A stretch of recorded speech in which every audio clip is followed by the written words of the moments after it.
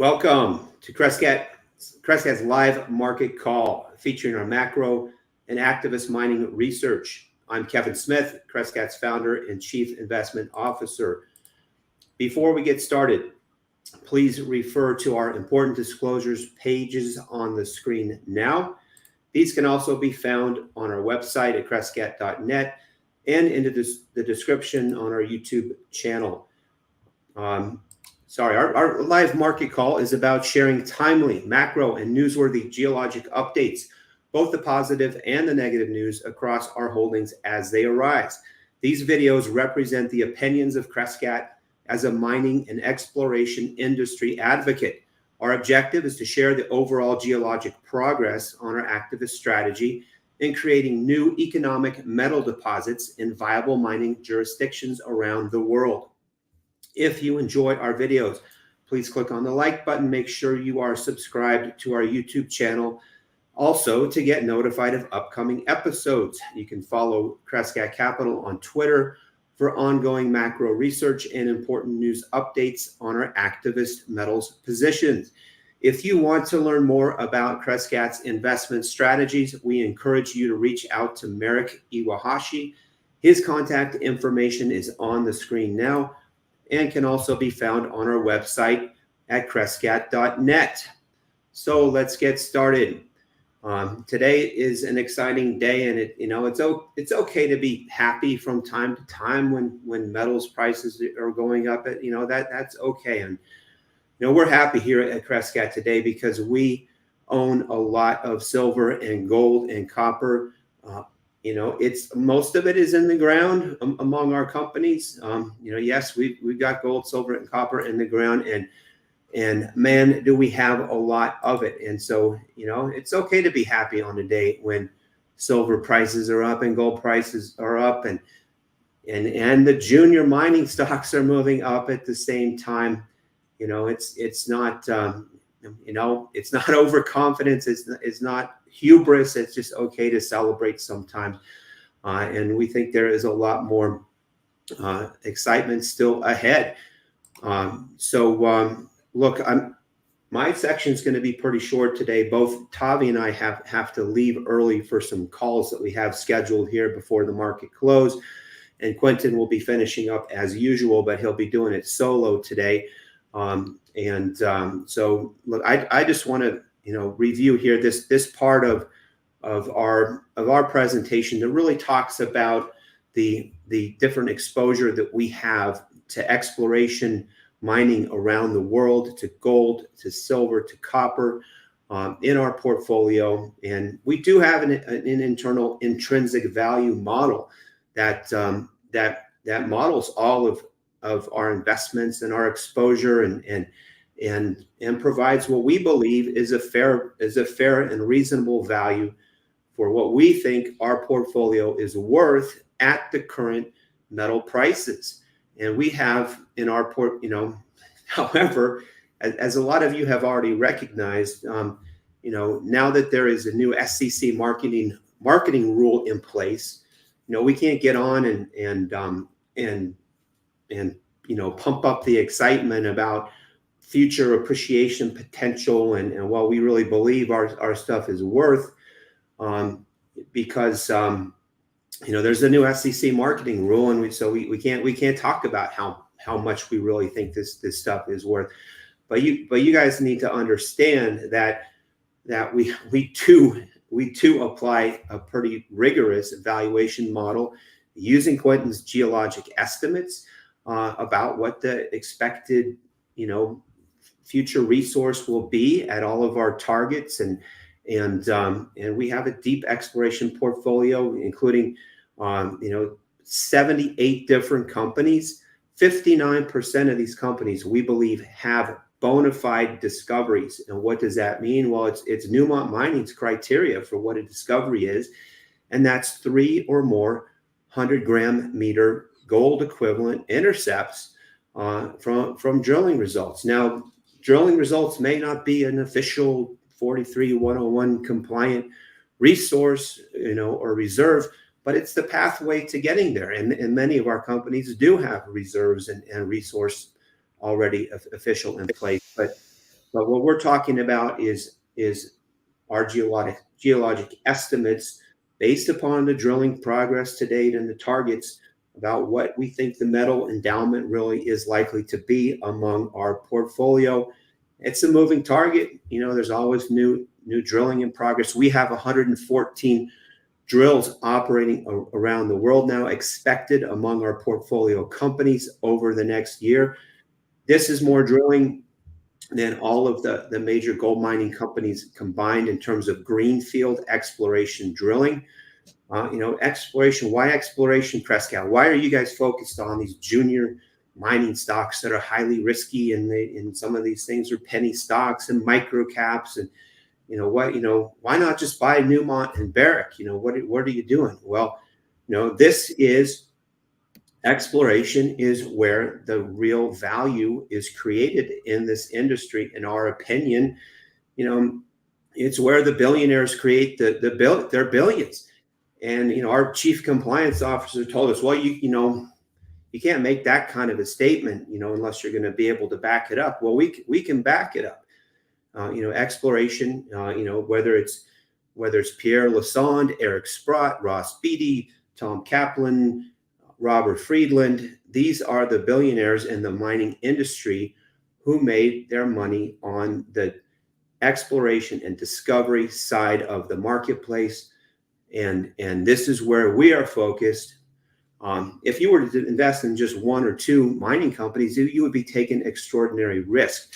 But if you're putting together a portfolio of 78 companies, all with exciting drill targets, and you have a guy like Quentin Henney helping you to handpick each of these, and you have an activist strategy to work with the management team and the technical team, and you get money to these companies through private placements, through PIPE investments in public companies, and you can get warrants. It's an exciting strategy, and it has a lot of upside potential. We can't talk about what that upside potential is, but we believe our stocks are extraordinarily undervalued at current metal prices. We have a macro view where metal prices are still going higher. Gross targets, we got 641 million gross gold ounce equivalent of target deposits. We have, net probability adjusted 286 million ounces of net probability adjusted. So this is based on the drilling progress to date. This is the amount of metal endowment collectively that we think our companies have created. Yes, it's in the ground still, and it still has to be extracted and turned into resource and reserve and mined and produced. But that's how it's done. That's how it's done. It starts with drilling and discovery. And there's been a massive underinvestment in drilling and discovery over the last 12 years in this country at a time when demand is really starting to take off. So we think we're the sweet spot here, and for the last 3+ years, we have been building this killer portfolio. I know it's exciting right now to see silver breaking out above $30 an ounce, and $30 an ounce, and silver was $50 an ounce back in 1980. It was $50 an ounce back in 2011. You think it's going to 50 and higher again in this cycle? Well, think for yourself. We certainly believe it has that potential. Man, do we have a lot of silver in our portfolio, including what we think is potentially some of the biggest new silver discoveries on the planet right now. 47% of our portfolio today is a primary silver focused company. 43% is gold focused, 8% copper. We've got it all, and it's a very exciting place to be at a time when metals prices are breaking out. This is all that I'm going to talk about today. Toby's going to give some macro updates. Quentin's going to talk about silver, and Toby's going to talk about silver. Silver's a pretty exciting place to be right now, including one of our largest positions across our funds, which is a silver story that that potentially has one of the biggest silver discoveries in history, potentially. So I'm going to turn it over now to Tavi. I'm going to have to hop off early today because we have a call with an investor, but go ahead, Tavi. All right. Well, thanks, Kevin. Well, let's talk about a bunch of things that I think will be important here for our presentation. There has been a lot of changes in this week regarding the macro environment and data that came in, and mostly I would say that the data was around the inflation, and inflation was supposedly better than expected. We've had different measurements that have shown that the government data for inflation has improved, and therefore J-Powell and central bankers would be able to not have to necessarily hike rates, as some actually have proposed recently, rather than interest rate cuts and other shifts in the monetary policy that we've had recently. But this chart is just an important reminder of how inflation tends to develop. And you can see in this chart, we're looking at commodities, equal weighted index in white. In the red line, you're looking at CPI itself, which Fed's target would be at 2%. And there's no such thing as a decline in the white line. As you can see, there has been a reacceleration of commodities and across most commodities, not just the metals. I mean, we've seen even natural gas prices have been, which we talked about this in prior presentations, of the potential of natural gas prices actually moving higher.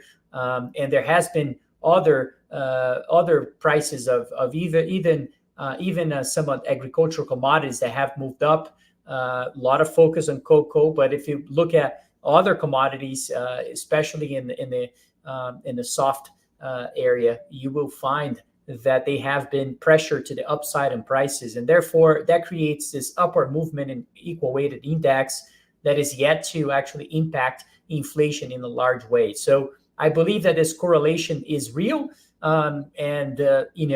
If gold prices are making new highs the way they have been recently at 2,400 and so forth, I would suspect that also has some built on expectation for inflation rising significantly, and therefore causing the metal to move the way it has been moving. If we go to the next chart, you can see that to me, what's shocking about especially monetary policy and fiscal policy and others is the reason why we've been so dovish in terms of a narrative overall is because we lived in a world that has not faced inflationary pressures for a long time. But the last time we saw something where consumer prices were moving higher and higher really was back in the 1970s.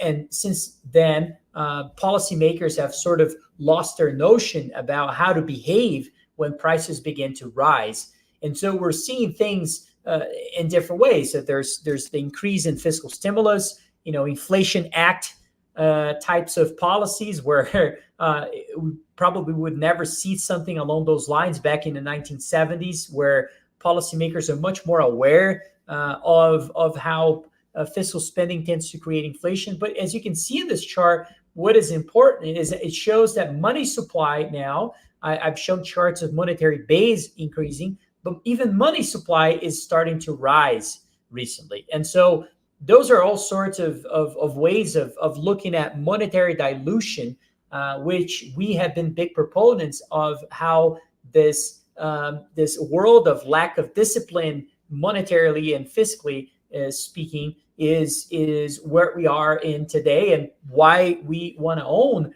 hard assets for the long term. If we go to the next chart, just to put into perspective more globally, because we know that U.S. money supply has been starting to tick higher, but if you look at China as well, China is making new highs in their money supply. It's at about $41 trillion. It's double the size. This is all in U.S. terms, U.S. dollar terms. It's double the size of the U.S. money supply. So you can see that this increase of money supply, this increase of credit, or this increase of monetary dilution is happening globally. And so this is such an important narrative for investors to be focused on, because ultimately is what drives what's happening with commodities, and particularly what we think is going to happen with the miners and other natural resource related businesses and countries. Let's go to the next page. And you can see here what is the line, and people are not putting, really seeing the link with all these things, with the excessive liquidity in the markets. Seeing headlines like this where the roaring kit returns, and you see the price of a company go up 100+% in 2 days is sort of, it gives you a sense of how much we've been living in a speculative environment for a while now, and this is arguably worse than we've seen in other areas, even the tech bubble as well. Given the fact, I think someone had a PE ratio of GameStop, although it's been declining in the last 2 days. GameStop had a PE ratio over 1,000 times, which is one of those things that you only see during speculative periods. And if you go to the next chart, what I show here is that meme stocks or GameStop and others, AMC and so forth, that were surging recently here, have a correlation with inflation expectation. Now, you may say statistically this is not relevant because it only happened once, and I totally agree with that. But we've never seen this before, where this level of speculation because of excess liquidity is also what drives inflation expectation higher. A lot of people that were back in 2008 and saw the global financial crisis in the markets, and also realized that all that money printing supposedly didn't create inflation, are seeing a very different impact or type of behavior in markets today, because monetary dilution with fiscal stimulus has indeed created a real inflationary impact, along with this commodity super cycle that we've been waiting for the last decade or so, and finally starting to see the real signs of commodities starting to move. And I didn't mean to say that we have been waiting for the last decade for commodities to turn. Luckily, this has been our thesis started not too long ago, but this has been really the one of the main inflationary pillars is the chronic underinvestments in natural resources that's been creating this also this rise in inflation. But the inflation aspect is created by many drivers, and one of them is excess liquidity, which is in line with this situation with meme stocks. So the fact that people commented on this chart saying, look, this is not as statistically relevant, I don't think there's disagreements there. It's really, I don't think we've really lived through a period like this before. Even in the 1930s, before, I should say, the Great Depression, the late 1920s, gold was, or I should say the dollar was back to gold prices at that time. So there was a level of discipline that is certainly not the case today, given all it's happening, and the money printing, or I should say the expansion of money supply and monetary base that we're seeing, despite supposedly one of the tightest monetary policies we've seen in history, is something to be worried about. So let's go to the next chart. And you can see this expanding further. I've looked at this chart of oil because I think it's hard to believe this trend of commodities will rise without oil participating in a large way. So I've been looking at oil in many different fronts, and elections coming up, and perhaps we may even see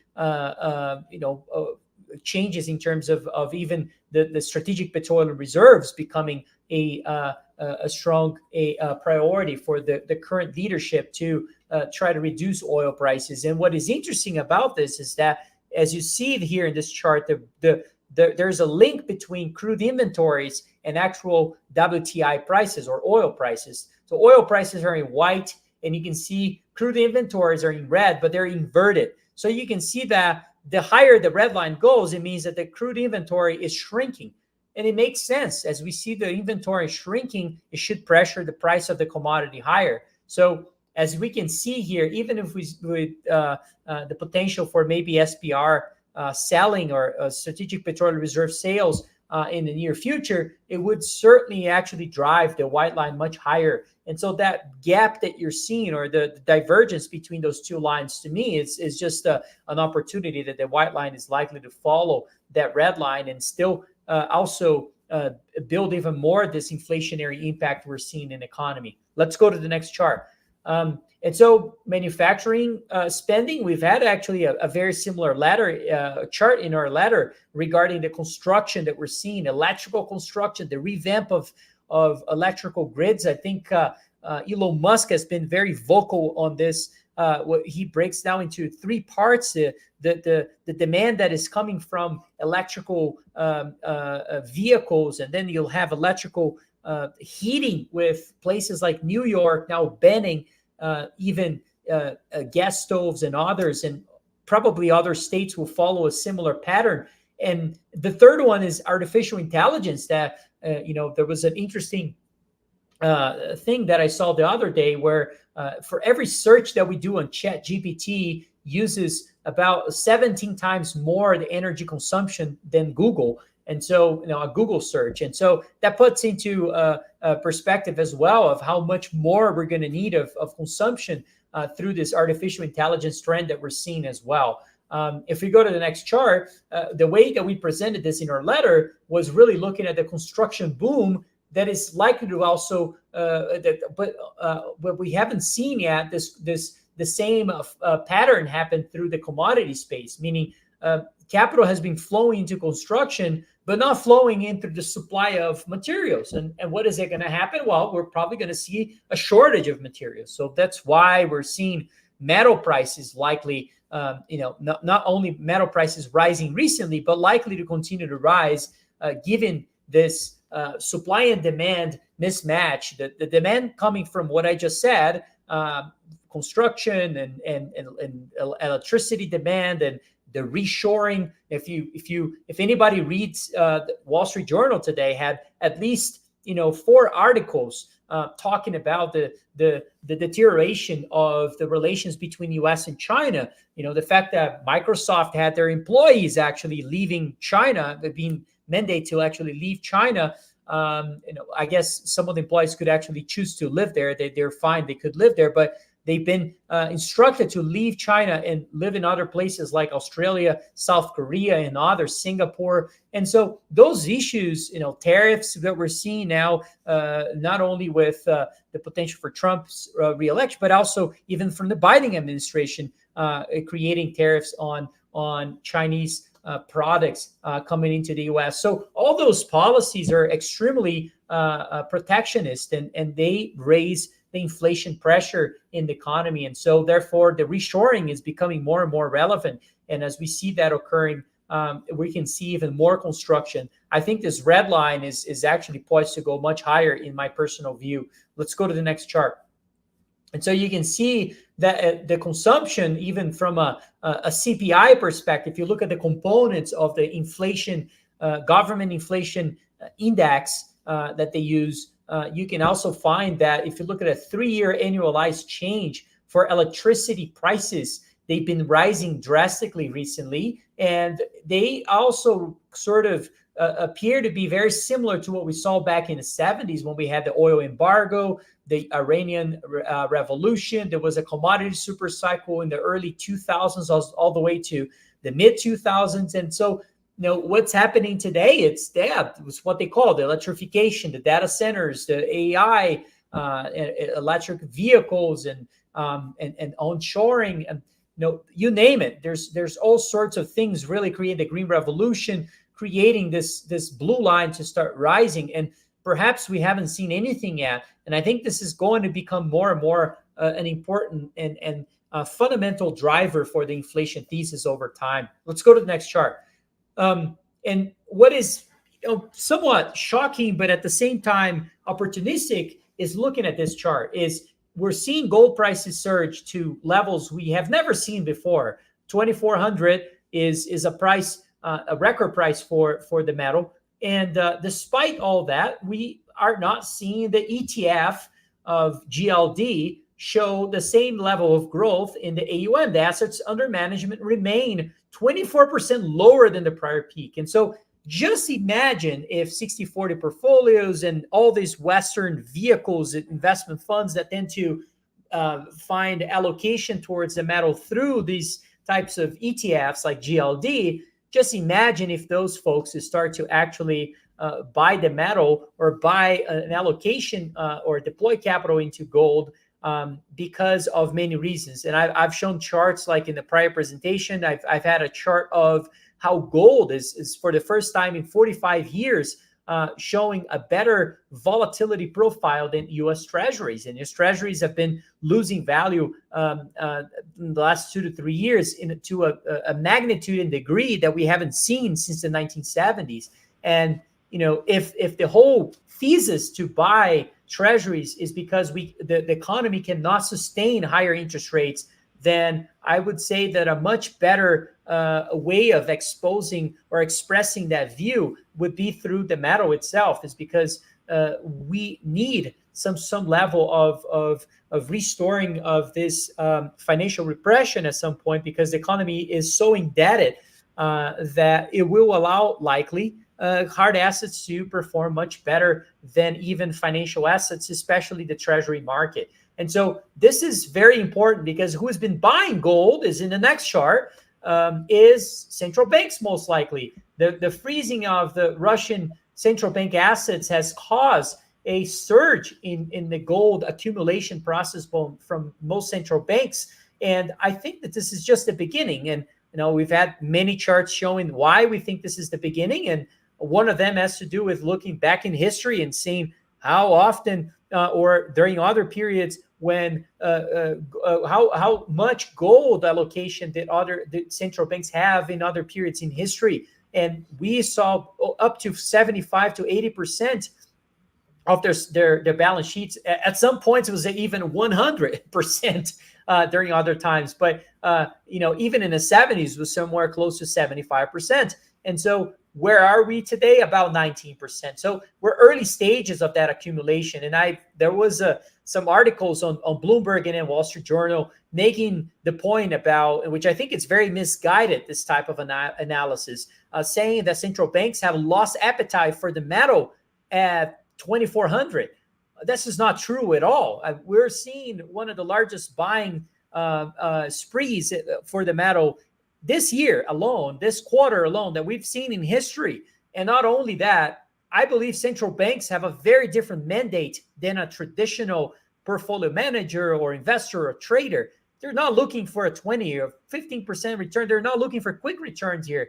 Those types of institutions tend to buy the metal with the mindset of really reestablishing their monetary system credibility. They want to buy a metal because they think this is worth multiples of today's prices. And so, this is such an important aspect. I don't think they care about buying the metal at $2,400 or even $3,000 or $5,000. I think what they care about is have we transitioned towards a better balance sheet quality, and that's going to be the big question as we move into this next years here, as we see this volatility of foreign reserves actually increase, given the fact that inflation is here to stay. And if that's the case, then cost of capital is likely to be higher, and the pressure of owning sovereign debt is only going to increase moving forward. Let's go to the next chart. Silver is probably the word of the day. It's what's happening now. It's the something we've been waiting for a while. Full disclosure, my wife is concerned that I've been looking at this chart for too long. I've been staring at this chart for too long. This is all a joke, but I love this chart. I think this is one of the most important things going on in the markets today. We've been on here saying that this is the cheapest metal on earth, in our opinion. And it's not to say that there are not other metals that offer great opportunities and they're not even cheaper relative to other things. It's just when you think about the thesis itself, and we know how constrained is the supply of silver and how it fits into different buckets of the macro thesis that we have, it gives me much higher conviction that this metal is so undervalued. And the main reasons for that is because we know the history of silver as a monetary metal, number one. We know the history of silver when gold gets into a gold cycle where silver tends to outperform massively. We also know that the gold to silver ratio is today at historically high levels. And then on top of it all, we also have what's happening with the green revolution with solar panels and other things that silver is actually benefiting from the demand of those new changes in the economy. And so to me, it's just hard to believe that we're going to see construction to the degree that we're seeing, that we're going to see central banks accumulating gold in the next, call it 5 to 10 years, to levels that we haven't seen since the 1970s, without causing this chart to be at much higher levels. And so this gets me really excited. I think this is the most exciting cup and handle from a technical perspective, and most exciting undervalued metal that I can find in markets today. And I think this is going to be, to me, what's the most lever way to play the silver market? I think it's probably what we are doing in terms of, acquiring a silver mine, one of the largest silver mines with, the prospect of what we have with this asset in San Cristobal at prices of silver. I think I was looking this back. I think when we were negotiating, Quinton, the price of silver is $18 or so. It actually had a plunge in prices, as you can see here. Prices went below $20. And I remember people come up to me and say, Tavi, why you keep talking about silver? Why not just wait until, prices have a confirmation and we break out? Well, the reason for it is because, nobody would sell the 7th largest silver mine in the world, or any other mine in the world, for, when silver prices are surging already. So you have to make those movements. Full props to Quinton for doing this, because this is, I think this is going to pay off in spades. This is one of the main assets that we own, and I think this is likely to be an incredible opportunity for our investors. And I look forward to seeing, especially with silver prices, with our expectation for where it could be in the future. Let's go to the next chart. And more importantly, is not just silver. There's other things that are very interesting. I'll touch on a chart that I had it from prior week. Maybe Quinton can even talk a little bit about zinc as an opportunity, but copper prices, when you adjust for gold itself, are trading at levels that we only seen in the 1990s. So yeah, copper prices in nominal terms have been rising significantly. But when you look at inflation adjusted, true inflation adjusted, let's look at gold. Gold is a true inflation.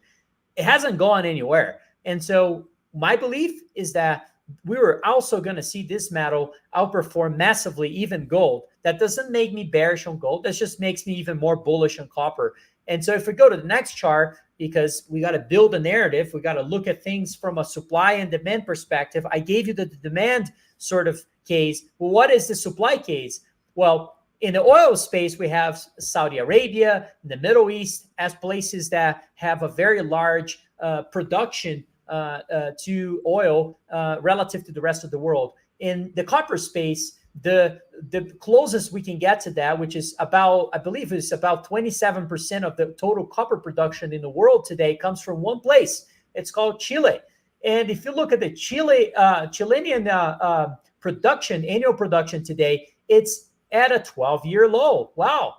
This is such an important aspect for the metal as well. We know of the difficulty of finding economic deposits in the copper space, high-grade economic deposits in the copper space, to really increase supply in the near term. And we also know the difficulties of putting something into production so quickly. And so this is also another important chart that really shows the relevance of how this metal is also constrained on the supply side too. Let's go to the next chart.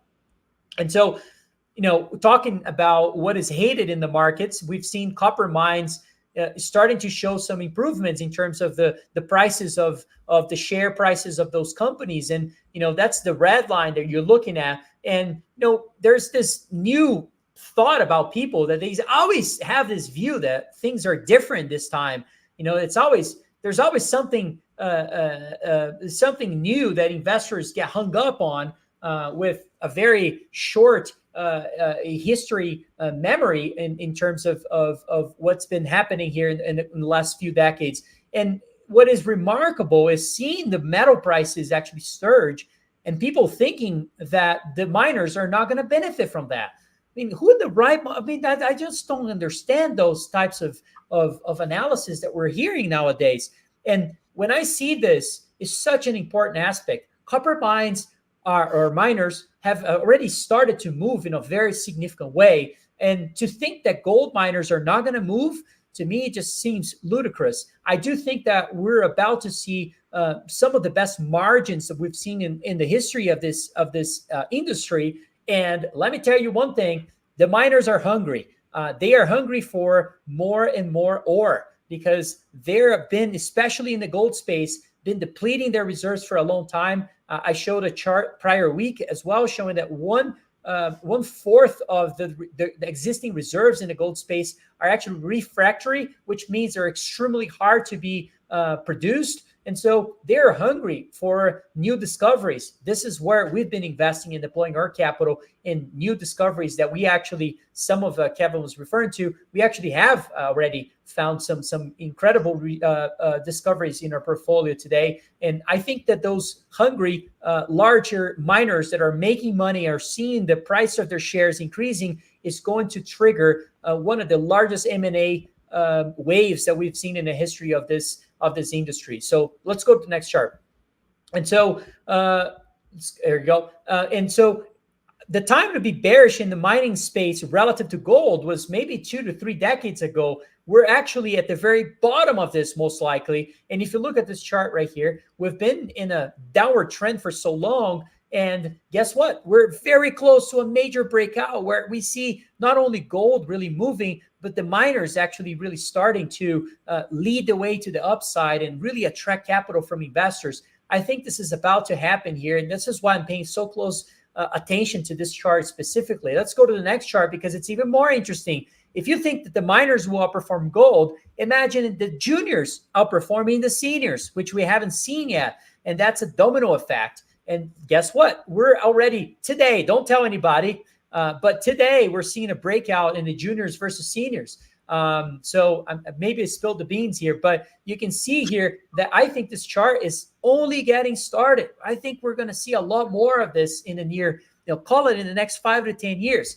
It's going to be a lot of ups and downs, and a lot of people say, well, the juniors are probably going to have to raise money. They always going to have to raise money, even if they have to dilute 5 to 10%. No, the movements that we tend to see in this industry are much more, aggressive than we tend to see even in the seniors side. And so, I think there's a reason why most of the billionaires in this industry made their money in discoveries and made their money in the junior space. And so this is sort of what we've been trying to accomplish with our own strategies here at Crescat. Let's go to the next chart.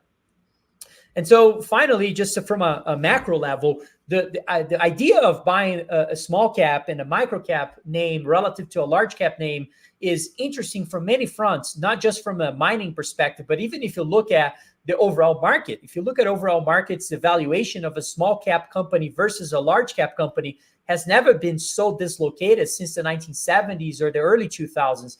Now, I can maybe propose here a view that is different than the 1970s and the early 2000s when it comes to the global economy and so forth. Now, the natural resources space actually looks remarkably similar. And majority of the small cap companies that are in this index are actually, a lot of them have resource related businesses. And so I do believe that what we're about to see is that small companies are going to also outperform large cap companies, not only in the mining space, but the overall space of the market in a big way in the near future here as well. Finally, I think I have one more chart or two more charts. One of them is the opportunity ahead. I mean, just looking at what we've seen in the past in terms of the size of the gold market and the size of the gold market today, and the potential for flows coming out of other asset classes and coming back into the gold space. This is what the chart speaks about. It basically shows you that if you look at the gold and the gold miners relative to global assets, including real estate, bond market, equity markets, we are at one of the lowest levels in terms of a weight of an industry as a whole we've seen in history. Now, where can we get from here? Well, prior times, I'm not joking. As you can see in this chart, it was 30, 20 times higher than what it is today. Can we get there? No, it's just an opinion. I do think that there's a potential, even if I'm wrong about going 20 times, and even if it is 5 or 3 times, I'll be happy with that. And I do think there's a potential for that, just given the fact of how much capital has been dislocated for so long and industries that get neglected for so long. And even from a professional perspective, the fact that we haven't seen geologists entering the industry and so forth. And this is the main reason why I think this industry will perform so well in this next decade here. Now, finally, this is my next chart. Just a final point, because if you have that view, let's jump this one because it's the same point. But the next, there we go. That final view is that if you have that opinion about the dislocated portions of the market, another portion of the market is also been ignored from a capital allocation standpoint, is also the emerging markets, the rich resource economies that we know of. And one of them is Brazil. As you can see here, you're looking at two lines. One of them is the price of the equity market, and the blue line, you're looking at the actual fundamentals of those companies.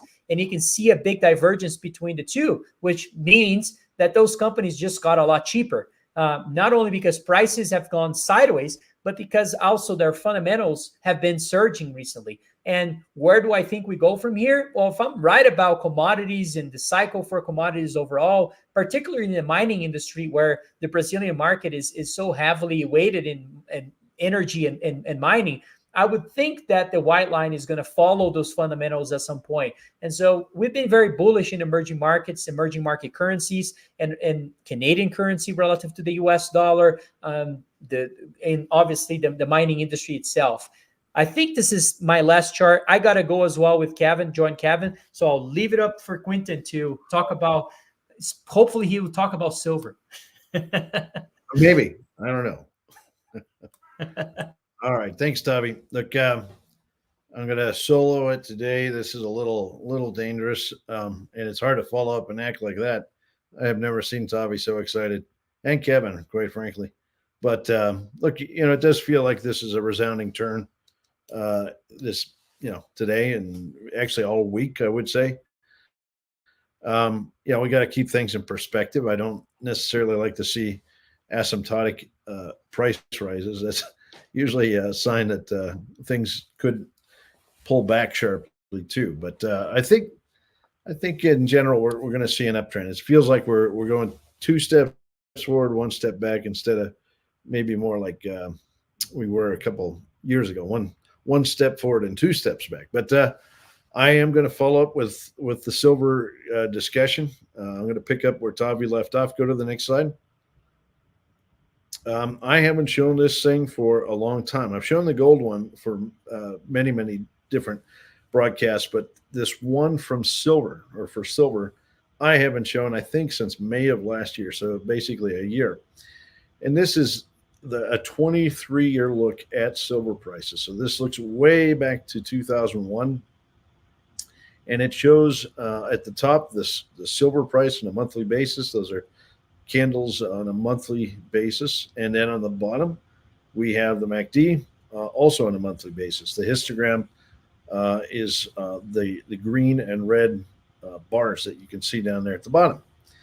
Okay, now I firmly argue that there are periods that are well defined by the MACD where we're in a bull phase with a metal, or these metals like gold and silver. And you can see that there are distinct periods. In fact, there's 7 periods, or we're in the 7th period, I should say, over this 23-year span. And these periods can last anywhere from, on the high end over there on the left side, 38 months. They can be as short as 7 months, which is shown right there before the GFC. But on average, they're about 24 months long. And so over here on the right-hand side, I've put a bar highlighting that maybe this will be a 24-monther. Could be a 31-monther or 38-monther or something like that. We don't know. But, just for argument's sake, let's say maybe 24 months. That means we have about 10 or 12 months left on this run. And the silver price rises that you see in each one of these windows is on average about 2.26x. Okay, so, what does that mean? Well, the low point of the most recent cycle was 1991. This was back, I think, in March of 2023. And what that means is we could easily see $45, maybe even a bit more, maybe $50 an ounce out of this cycle if history dictates. Okay, this isn't a promise. This is just an observation, and this is my view of what potential we might have.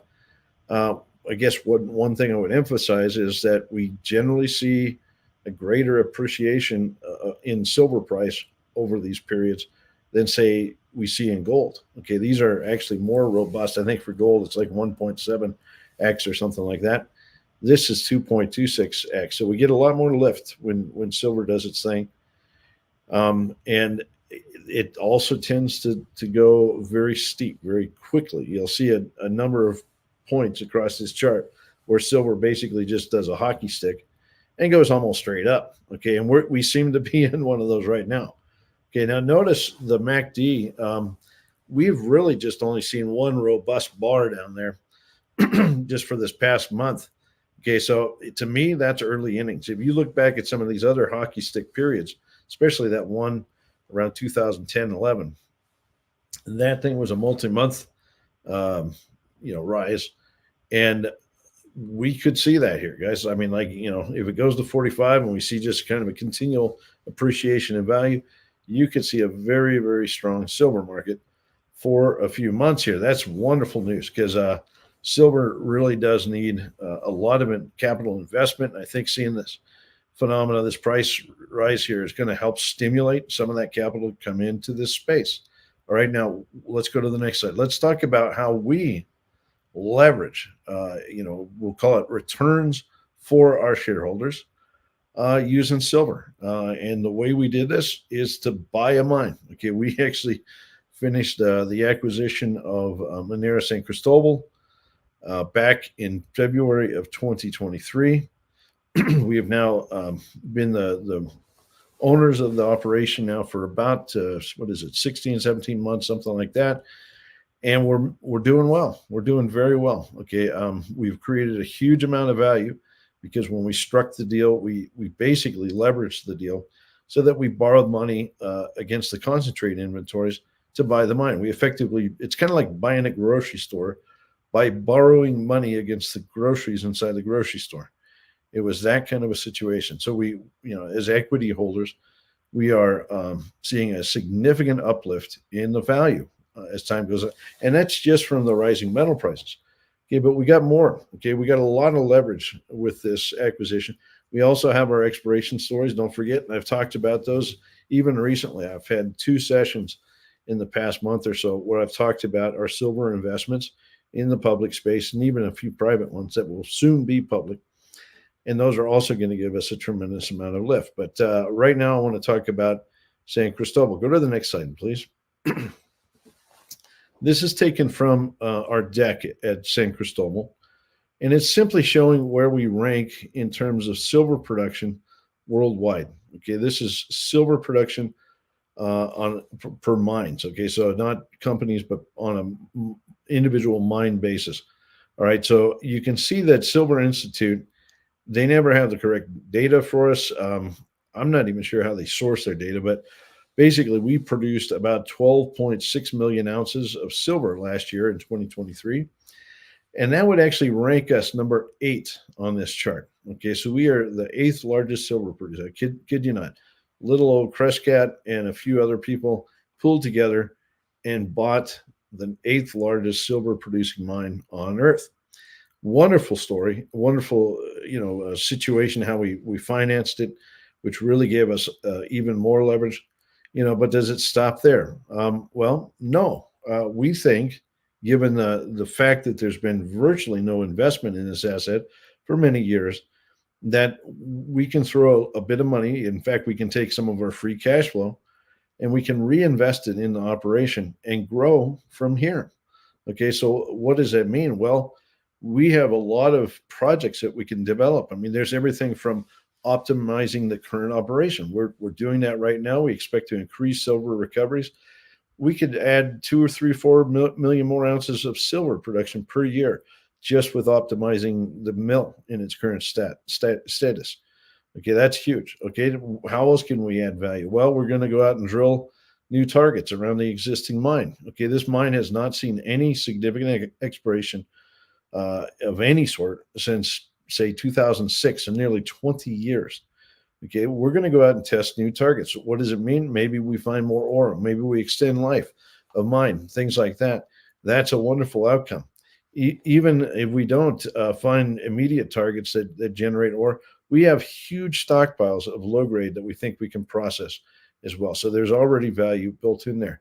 What else can we do? Well, turns out this mine came with an oxide silver project. Okay, the focus of the previous owners was to produce concentrates of zinc and lead that have silver in them. And that's what we're doing now. Okay, that's how the mine operates. But they weren't so focused on pure silver. Like that wasn't their main goal. So when they mined this deposit, they actually stripped away the oxide silver ores, which were over the top of the system, and they stockpiled them. They put them in places around the mine to process later. Well, it turns out we have on the order of 200 million ounces of silver in oxide form sitting there waiting to be processed. And it's pretty good grade. It's about almost 3 ounces per ton silver.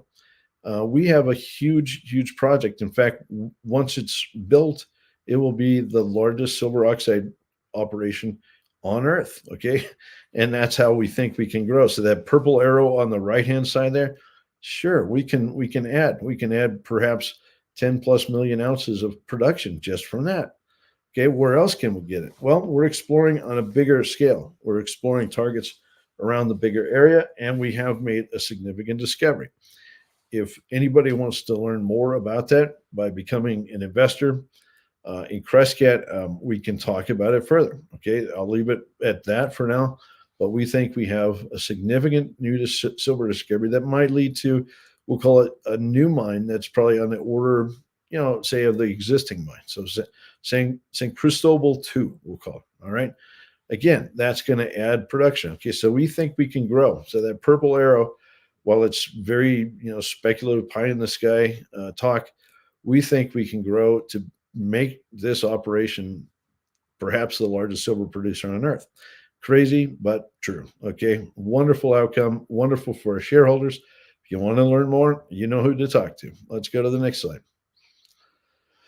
Okay, but have we stopped there? No. Okay, I talked about, we'll call it our silver bullet. Now we're going to talk about the fact that we are pursuing a copper bullet and a gold bullet. Okay, we are actually working right now on programs to buy other assets that are available. In fact, these discussions are quite advanced at this point. Barring any unforeseen catastrophes, I'd say we're well on track to soon, say within a year, own an asset that's just hands down world class with copper potential, and then another one that's world class gold. Okay, so you want to talk about leverage to metals? Go to the next slide.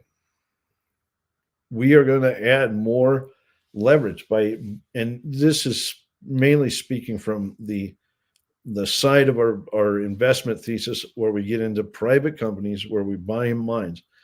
We are going to buy production. We're going to buy production in silver, gold, and copper and leverage even more value for our shareholders. Okay, once again, if you want to learn more, come talk to us. All right, go to the next slide. Okay, this is a story that many people have asked, why haven't we talked about this? Everybody knows, or a lot of people know, that I'm a director of Irving Resources. This is a Japanese-focused gold explorer. Irving is a company that Akiko Levinson and I founded way back after Keith Neumeyer and First Mining bought our Spring Pole project, or Gold Canyon. They effectively bought out Gold Canyon. We spun out shares to our shareholders of a subsidiary company. At the time, we didn't have assets in Japan, but that's where we landed. We decided to use the SpinCo to pursue exploration in Japan. Crescat, like I started with Kevin in 2019, 2020, I guess right around COVID. And it was a year or two later that Crescat took its first position in Irving, and it's actually, grown over time, we'll say. It's a story that I firmly believe in. It's not without challenges, because operating in Japan can be a bit of a headbang at times. And some of you who follow this story know that. Okay. But we have been making good progress lately. And I think, in my view, it's time for the debut. It's time for me to kind of give this pitch of this story to a broader audience. Okay, so let's go to the next slide. And it's basically because of some news that came out. Okay, here you can see the capital structure. It's actually a fairly tightly held company. We have about 74 million shares out. You can see Newmont has 19.9% of the company, and Sumitomo Corporation has 5.4%. We have very close relationships with Newmont and Sumitomo Corporation, and I think it's very important to have those because in Japan, you really need that close association to advance your projects. To once you find stuff and advance things, you need to have that kind of support. All right, so let's go to the next slide. Most people aren't aware of it, but gold in Japan is a thing. Okay, there's been historic mining from a number of gold mines across Japan. The two very famous ones from history are Kushikino, way down there on Kyushu in the south, the lower left, and then the Sado Island, so Sado Kinsan, in the little island in the Sea of Japan, up there, kind of near the center. All right, but now other deposits have been found more, recently. Konamai was found in 1916. It's found by an Inuit. Sorry, not an Inuit. My brain is not working today. A prospector and a fisherman found the deposit, and they sold it to Sumitomo Metal Mining in 2016. It made a fantastic mine, multi-million ounce deposit that was mined over about a 6 or 7 decade period. And now Hishikari, way down there, Kyushu, near Kushikino, was actually discovered in the 1980s. It went into production very quickly, okay, and since 1980, it has produced over 9 million ounces of gold, and at extremely high grade. In fact, the early days, it was running 80, 90 grams per ton head grade. It's dropped down to 30, 40 grams, but it is a fantastic mine that has a long, long future ahead of it even. Okay, so it's a major world-class ore deposit. Okay, let's go to the next slide. Now, there's a fundamental difference in Japan, in the Japanese mining scene, compared to most places around the world. Okay, the Japanese view gold ores, which are mainly associated with quartz veins, as smelter flux material. Okay, what does that mean? Well, mines like Hishikari here, they basically sort the ore that comes out of the ground, and they scavenge that white rock, the vein material, which is quartz, because it has gold in it, but it also has another use. The quartz acts as flux inside a smelter furnace. So they chuck this stuff into a smelter furnace for copper or zinc or whatever, and it helps with the smelting process. It's basically an agent that cleans up the metals as they're melting, as well as keeps the furnace insulated, we'll call it, with heat. Okay. Now the gold, silver, and other things come out of these ores when they're smelted. Okay, so basically, when you chuck this into a furnace, that stuff can then, that silica melts, and the gold and silver come out with the copper, and they can be recovered in the electrolytic process at the end of refining. Okay, so it's a wonderful way. Basically, you don't have to build a conventional mill. This material is used as smelter flux. How do they process it? Well, you can see here, these young ladies are sorting out the waste material, and they're letting the quartz vein go down the conveyor. It goes into bulk bags. It goes to the smelter. On the floor below this, they screen the material, and smaller pieces are sorted using an optical sorter. Does the same thing. It removes the waste material, sends the quartz with the gold onto a smelter. Okay, and then the very fine material, like the sand-sized material, is basically just bagged up straight away and sent to the smelter. But this means they can produce gold for incredibly low cost. They don't have to build conventional mills. They don't have giant waste piles. It's an amazing opportunity to mine and process gold. Go to the next slide.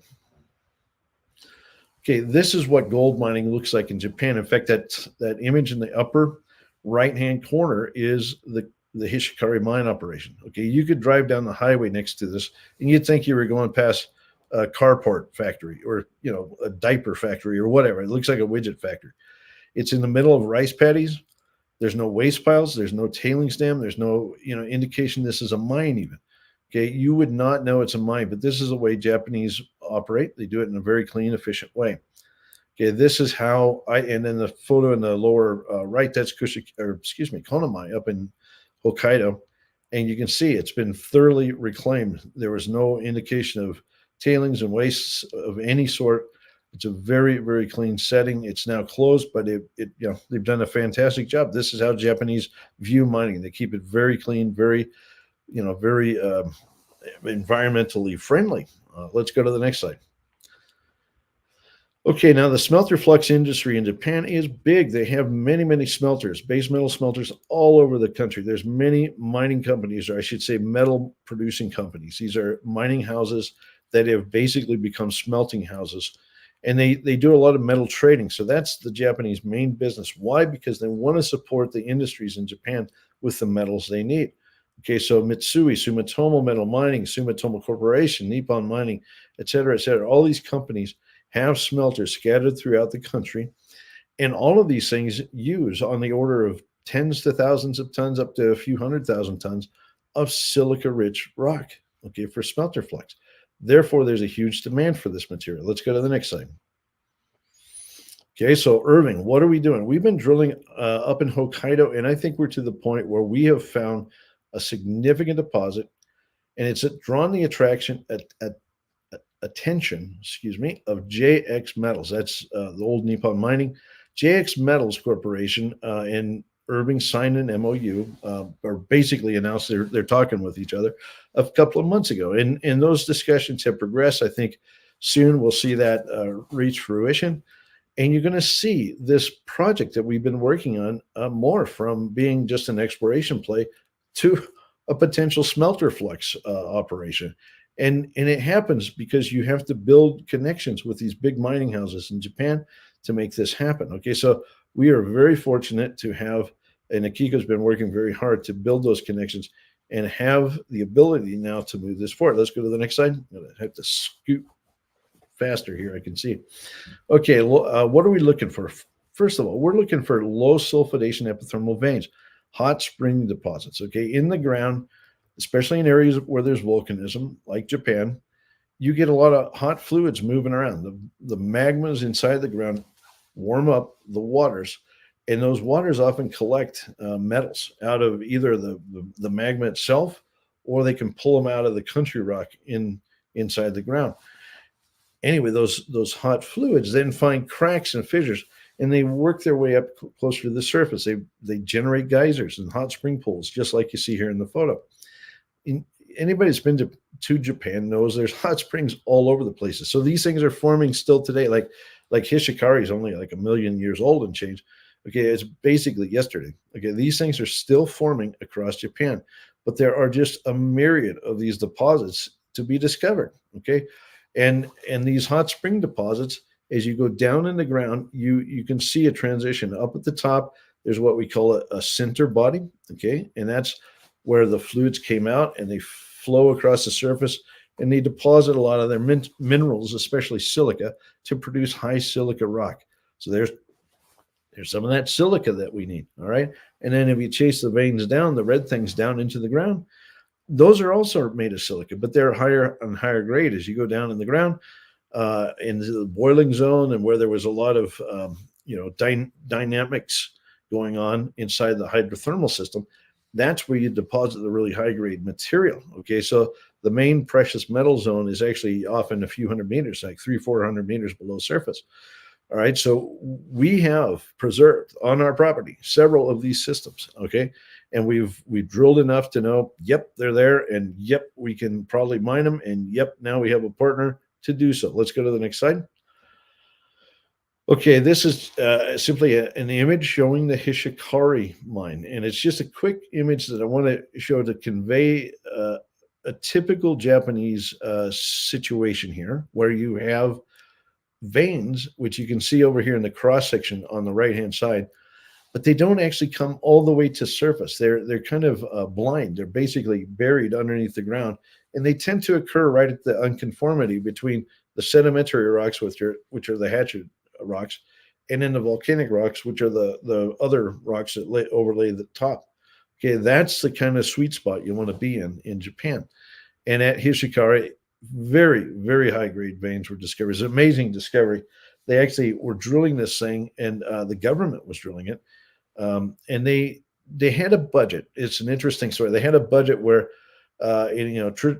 typical Japanese, they had a little bit of money left at the end of one of the drill holes, and they thought, well, we can't not spend our budget. Okay, so let's push the hole another 8 meters or whatever it was. And they drilled just a little bit further so they could say they spent their budget like they were supposed to. And guess what? They hit a super high grade vein. That was the discovery of Hishikari. Okay, this first high grade vein was found at the very end where they pushed that one hole a little bit further, and that turned into an absolutely massive world-class gold discovery. Anyway, go to the next slide. All right, here you can see our projects across Japan. We have some up in Hokkaido, the northernmost island. We have one on the Noto Peninsula, which is part of Honshu, the main island. That is actually where the earthquake happened here recently. And yes, our area was affected. It was very traumatic to see all the good friends that we've made in that area go through such troubles. But we are working with them, and we're going to plan to do some work in the not too distant future. Again, this is an active area. Okay, these deposits are still forming. Okay, and we can see these hot springs in the Noto Peninsula. Okay, down here at the south, Yamagano. This is a big one for us. This project is basically the crown jewel of Japan, and I'll explain why in a minute. Let's go to the next slide. Here, we're actually going to start way up in Hokkaido. The Omu project is our first project. This project was recommended to us by Mr. Takaoka. Mr. Takaoka-san passed away here recently. Very sad to see him go. But he was the vice president of exploration for Sumitomo Metal Mining for many years, had a lot of experience across Japan. He knows, or he knew the country well and where to go. And when we worked with him right after Akiko and I entered Japan, he said, you got to go to Omu. We literally flew the next day or so, Akiko and I did, up here. She managed to track down an old prospector who lives nearby who held on to one little tiny mining license. And she managed to find his cell phone number from some people by making a few calls. And when we landed, he drove to the airport, picked us up, took us straight out to the mine. I remember walking through the bamboo and stuff. It was just thick as can be, and there's ticks everywhere. It was crazy, poison ivy. And he had a little trench dug. And I looked down in this trench and I said, holy cow, Akiko, if that's gold, we got to buy this thing. And I jumped down in there, and sure enough, this quartz vein that he had uncovered was riddled with little bits of gold all through it. It's an amazing site, and that's what led us to Omu. We've been working here for the better part of 7 or 8 years now, I think. And like I said, we've drilled this thing to the point where we actually have JX coming in as a partner soon. Now, the areas that we identified here were actually identified by Blake sampling and other work that we did. We have 3 target areas. There's Omui, which is down there in the lower right. There's Hokuryur, which is in the lower left. And then Omu Center, which is up there in the top right. Okay, so we found 3 hot spring systems within our claim block. Let's go to the next slide. You can see from Omui drilling, we have hit a large number of veins, typically 1, 2, 3 meters, something like that. Sometimes they're fatter, but you can see often bonanza grade. We have many, many veins that are assaying 10 plus grams gold just on their own, but then with the silver, which can also be bonanza grade, hundreds of grams in places. We have just an amazing string of drill assays out of this property so far. Go to the next slide. And what we found is there's 2 layers of mineralized veins in this system. There's actually a buried system below the upper one. Okay, so the shallow veins that you see where you see all the reds and purples and stuff, those are high-grade vein hits up in the shallow regime, probably within 100, 150 meters of surface. But then there's another buried system below, and we've hit some very high-grade veins down in that area too. It's more challenging to drill down in that area. because of the length of the holes and stuff. But irregardless, we have found basically a stacked vein system that needs a lot of follow-up drilling. And with a partner like JX, I see good things coming. Let's go to the next slide. That's part of the reason I'm talking about this now. Okay, Omu Center. This is that target that's up by the ocean on the slide a couple slides back. It's a hot spring system that's fully preserved. We drilled a number of holes here in 2019, 2020, 21, and even 23. And we hit very high-grade veins underneath the center, but we also hit huge volumes of silica-rich rock right at surface in the center. Go to the next slide. Okay, the veins, I think we have 7 or 8 intercepts here. I can't remember. I think it's 8 intercepts in the vein system that feeds the center, and some very good results. Again, often bonanza grades with both gold and silver. Typical widths, meter or two, up to, in one case, 8 meters. Okay, but this tells you we have a robust vein feeder down below the center. Go to the next slide. And we also have results from the center itself. So all of these holes that you see here are basically very close to surface. They're not super high grade in gold. They're 0.x gram, 0.6, 0.7, 0.8 gram gold. But they also have a fair bit of silver, 10, 20 grams silver. And if you look at this from a gold equivalency, in other words, if you look at it at just a net value of the rock, we get paid for the silica in the rock. Smelters are paying $35, $40 per ton, maybe more now with inflation lately. So they're paying for the silica in the rock, but they're also paying very high payables on the silver and gold. So if they pay 90% plus on the silver and gold, hey man, we got some really amazing rock here. We basically have, $100, $120 rock, just a big sheet of it right at surface. It's something you could go in and start quarrying right away and start putting on barges and shipping down to smelters. And that's why JX is working with us. You can see the silica contents there, very high. And then the deleterious elements are typically fairly low. Those are actually low numbers for most of the arsenic, mercury, and antimony. So very good material. Go to the next slide. Okay, we did form an exploration alliance with Newmont. As Newmont came in starting in 2019, they kept tipping in money. Some of that money was used for exploring elsewhere in Japan or working towards picking up more projects. And one of those projects we worked on or focused on was Yamagano.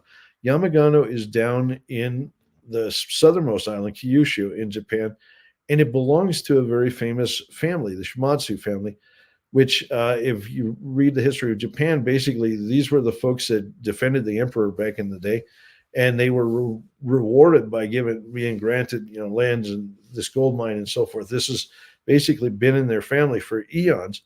And for a little company like Irving to manage to strike an option agreement, it did help to have Newmont and Sumitomo's backing. In fact, Sumitomo introduced us with Mr. Shimatsu, but it's just almost a dream to think that we could pull something like this off. And yes, Newmont's going to be earning a lot of this project, but you know what? They're spending most of the money too. So it makes it a fairly straightforward exercise for us. In my view, if we find another Hishikari, it's kind of a foregone conclusion at that point. We will likely get gobbled up at some point. That would be the exit thesis, at least. Okay, go to the next slide. Okay, this is down in Kyushu. It simply shows where these things are located. Yamagano is over there on the right-hand side, and you can see Hishikari to the north. It's about 11-kilometer straight line from Yamagano to Hishikari. In the world of hot springs, think about driving around Yellowstone Park, okay? Yellowstone Park, okay, you have hot springs and you take the kids and pack them in the car and then you drive to the next one and the next one and the next one. And they're all about, 10, 12 kilometers apart from each other, 6 or 7 miles apart from each other. That's the same situation here in Japan. These are all forming basically from the same volcanic events, but, they're just multiple hot spring centers that are scattered around the country. And we think we have another one at Satsuma B over there on the left as well. And that's not too far from Kishikina mine. All right. And again, it's only 11 kilometers. So we have 2 really robust targets here. But that Yamagano, that's like the crown jewel. Everybody and their brothers try to get that ground. And little old Irving struck a deal. Like Kiko Levinson, hit a sweet spot with Mr. Shimatsu, and off we go. Okay, let's go to the next slide. All right, this is a very old map, but it's a planned map showing the Yamagana workings. Those little blue squiggles that you see over there, those are the map veins. There's a cross-sectional view on the bottom edge of that map. So you get a sense, yeah, there's a lot of veins, and there's a vertical profile of, a few hundred meters, like 300-400 meters of production across those veins. Okay, but that yellow line is really important, because as you hit that yellow line, the topography goes way up. Okay, so it starts rising. And because of that, and because there's younger rock that's been dumped on top of the vein system, you can't prospect in there and find anything. It's like it's too ding dang covered. Okay, think of the cross section I showed for Hishikari a few slides back. Okay, the veins in that area are going to be blind. They're going to be down below the surface. All right, and you know what? That's not a bad thing. That's exactly what we're looking for here. We're looking for Hishikari 2, and we might have found it. Okay, let's go to the next slide. So we poked one hole down. Guys, I'm telling you, you want to incur huge brain damage, try operating a drill in Japan, okay, with people that are completely inexperienced and have to train them up. It's a very difficult place to operate. I'm not going to pretend, okay, but we bought a drill. It's here in Kyushu at Yamagano. It's a board, brand new spanking board drill, great drill, can drill, 800-900 meters, no problem. Okay, but it's been a challenge to find the drillers, but we did. Okay, with Newmont's help, again, Newmont's helping us, we found a drill foreman who happens to be a Maori, so he's from New Zealand, but he speaks Japanese. He speaks fluent Japanese, and he happens to be the son of Newmont's, in-company drill foreman. So it's like, wow, okay, this is really good. So he was able to come in and help train up these guys and get everybody going in the right direction. It's like herding cats. Okay, but early this year, I think by March, we had completed the first hole at Yamagano. And this was a blind test. It was driven purely on geophysics. And we hit veins. We hit high grade. Okay, we hit 5 meters and 9.6 grams gold. Crazy. Okay, inside of that, 1 meter of 45.9 grams gold. That's interesting. Okay, and then we hit another interval, 1.33 meters of 5.8 grams. Not bad, too. Littler, but anomalous veins below, too. And what's really interesting, go to the next slide, is that even in some of those veins, we saw like the core had little fractures going through it, and it had quartz, which is this gray stuff that you see in these photographs, and there were crystals of gold here and there, okay, in some of these. All right, so they didn't actually make it into the assay bag. So this might have assayed a gram or something, I don't know, I can't remember, but the guys could see little bits of gold after the fact, like, oh my gosh, look at there's actually gold. That's a little crystal of gold, maybe a millimeter or two across. And it occurs. Now, this type of gold, turns out, occurs at Yamagano, which is a few hundred meters to the west. At Yamagano, up in the upper part, near surface, where the old timers found the darn thing, they found these little veins that were just riddled with little bits of crystalline gold. Now, as they went deeper, it turned into more Hishikari type veins, big stout things. But the top stuff actually looked like this. So based on what we're seeing here, we think we've already demonstrated by drilling this hole that there's several Yamagano type veins in this drill hole. Now, we did not get down to the basement. Remember how I said the basement contact is where the real, stuff starts coming up, like the big fat veins and stuff. We weren't quite in that realm, but at the end of the hole, we started to see little clasts of basement rock starting to pop up. Okay, so based on that, the Japanese geologists think we're hovering just above the basement, and we hit all these veins going down. Okay, so what happens is those veins go down and they hit the basement. They might turn into Hishikari type veins. That's our hope. Okay, that's our target. That's our goal. That's our dream. We need to come back and drill some more holes. We are working towards that. We kind of stepped away and we're kind of reorganizing a lot of the technical stuff. And we're going to come back at it here shortly. Probably in about 5 or 6 weeks, we'll be drilling again. Go to the next slide. Okay, the big blue polygon, that is the old Yamagano mining license, and you can see the little black squiggles in there, very faint. That's the underground workings, map of the underground workings there. That red arrow simply points to where we had that first drill hole. It is well to the east of the workings, so we're probably, I don't know, a few hundred meters, 300-400 meters away from any workings, and we hit these veins. We hit those veins underneath cover in that blind, buried area. All right, I consider that a win. We've got plenty of drill pads permitted.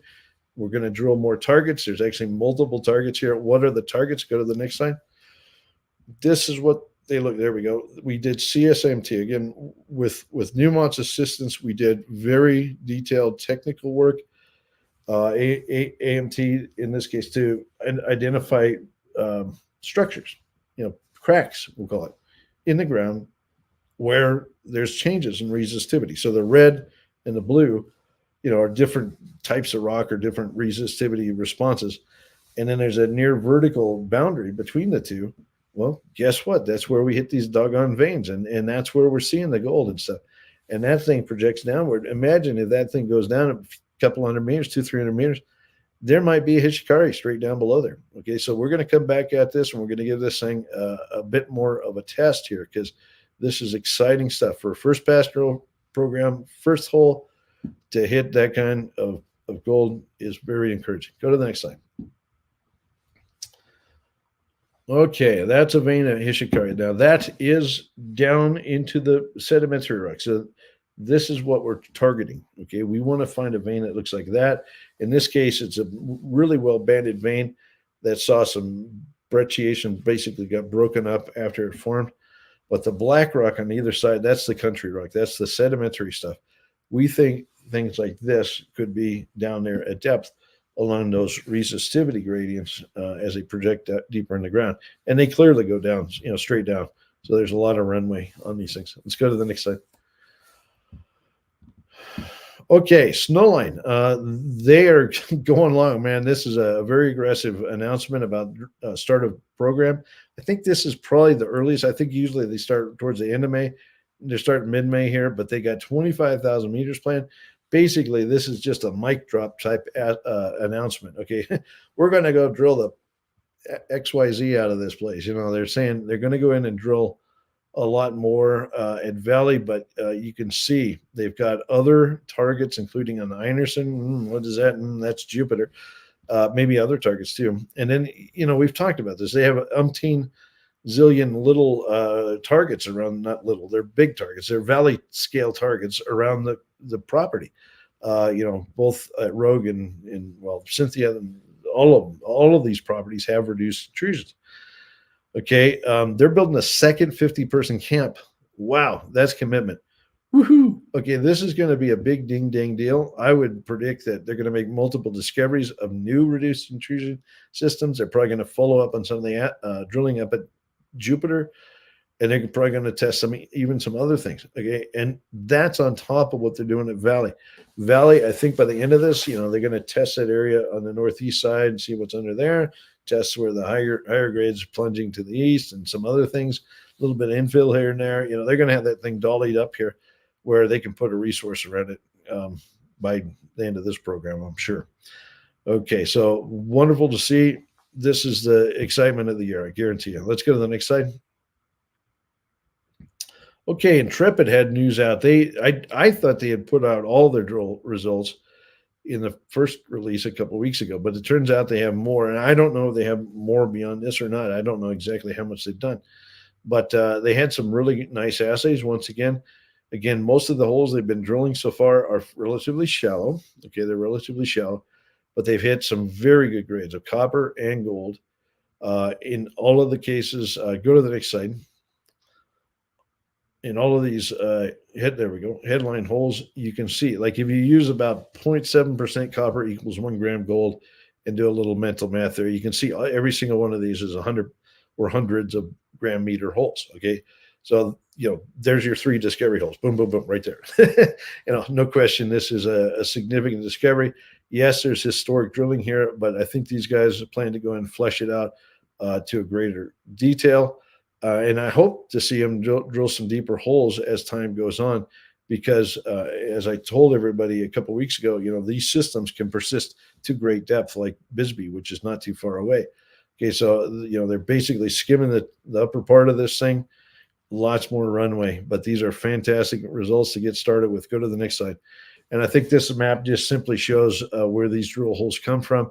And you can see they're scattered a few, or Holiday, Earp, and in Ringo. They've got targets, or drill holes from each one of those targets in this news release. All right, go to the next slide.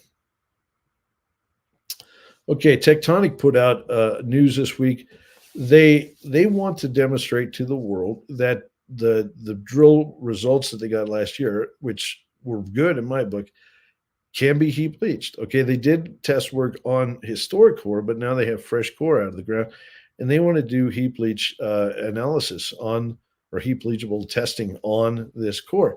And so they're going to do column tests and some other tests, bottle rolls and whatnot, on this core to see how well it responds. And I think, my gut says, given the first results that they did on historic core, I think these will come out strong. Why do they want to do this? Because anybody that's going to look at this project as a potential acquisition is going to want to know that the thing can be heap leached. I think it's a pretty much a slam dunk, but I'm glad to see the company doing this level of work. In fact, I like to see this kind of investment, as part of a program, because you got to know if this is going to generate the returns. That metallurgy is key. It's really key. And any company that does this, I give them high marks. Okay, go to the next slide. Okay, and last news for today, Red Pine has kind of put out a stream of updates now around this assay debacle. I don't know how else to put it, but basically they keep updating the market with what they're finding. And in this particular release, they talk about how many they've broken down the problem periods into two sets. I think one is 2014 to 2019, and then 2019 to 2024, or something like this. Anyway, in this one, they're talking about drill holes in the more recent era, so maybe the last 5 years. And it simply shows you how many, talks about how many holes, or intersections, I should say, reported intersections were affected by this. We'll call it cherry picking of assays or altering of assays, and whatever it was that happened. Okay, I don't know any further details about what the heck happened in terms of why assays were altered, whether it was just pure fictitious altering, like just making stuff up, or if it was picking out like from doing different types of assays or duplicate assays or whatever, picking the highest numbers. I don't know, but at least they're giving detail. And I think the new CEO feels obliged to kind of do this cleansing of this whole thing and talk about which assays were affected. I think there's even a table you can download. It talks about which parts of the system were affected by these results. And it also points out that there is a gold deposit here, and that's something I think people should remember. This thing has been drilled by previous operators. Okay, this project. And there's been high grade, okay, and those weren't fictitious results. Those ones, pretty sure, okay. So it's very unfortunate this has all happened, but is it a complete loss? No. And then that leaves everybody scratching their butt, wondering, well, do I stick around and see if they can pull this thing out, or do I move on? It's up to individual investors. For now, we're sticking around to see what happens. Now, before I think that's it, Nathaniel, right? Okay, I'll talk about this, but before I do, look, from time to time, when we invest in junior explorers, we develop a script with them about what we'd like to see them explore and do, and how to approach it and stuff. And there are times when companies just go completely off script. They go in their own direction, heck or high water. It's like, and there's a parting of the ways. Okay, and we've had some of those recently. People like freaking out. Well, yeah, if we see somebody go off script, basically go off in the weeds, and it's just not what we invested for, it's very difficult for us to we have to protect our investors, basically. Okay, so if we see that kind of moment, there's certain stories that we got to say good luck to you guys. We're moving on, and we have to do that from time to time. All right. Okay. So if anybody's interested in these things that Kevin, Tommy, and I have spoken about, learn more about these investments and the private producing companies and so forth, contact Merrick here. Merrick Iwahashi is our head of investor relations. His phone number's there, his email's there. Contact us. Don't be afraid. We're pretty easygoing people, and we'd love to talk to you. All right. That's it for this week. Thanks.